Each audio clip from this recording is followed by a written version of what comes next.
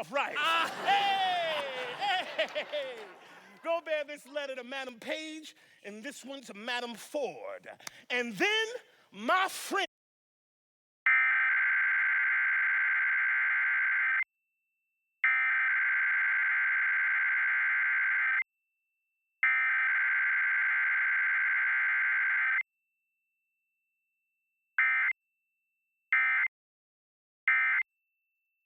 Stupid.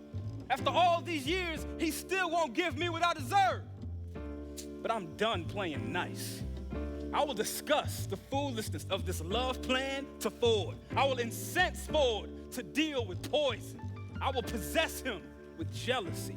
Yeah, this time I will finally have my revenge.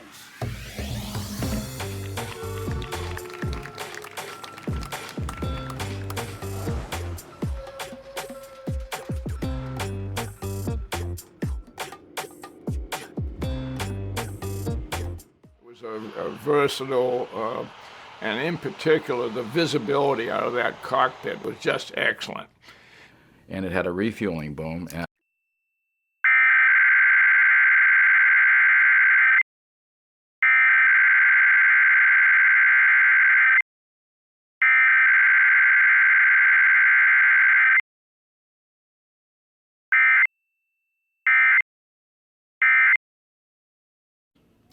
And we used the rockets to mark the target so the fighters could see it. We really couldn't do the mission single seat. There was just too much for one person to do. So we early on decided you must have a two-seat F. And it was a very valuable resource because the Air Force built very few and they were meant to be training aircraft and there was a limited number. We called them fast FACs, fast forward air controllers. And so we would cruise around at 400 knots or more, being a much harder target for the North Vietnamese gunners.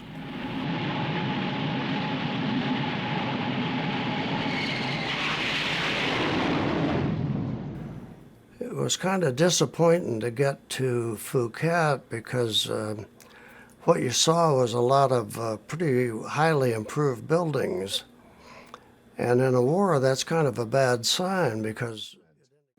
Michael Idris is the museum's African American Interpretive Fellow. This group is primarily African American. They are led by a white.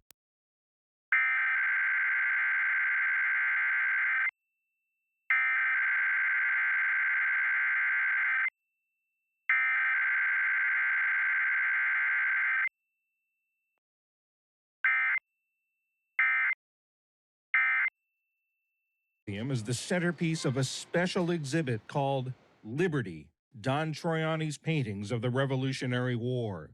Fortin is an unheralded Revolutionary War figure, a grandson of enslaved people who was born free.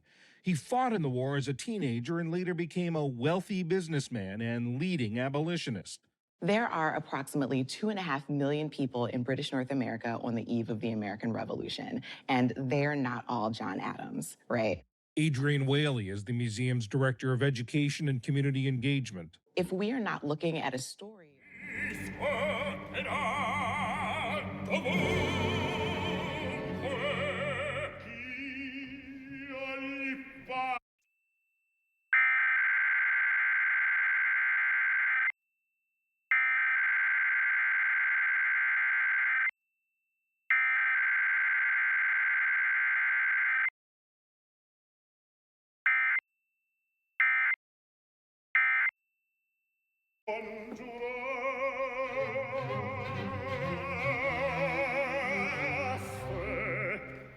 Voi congiuraste contro noi, Signore.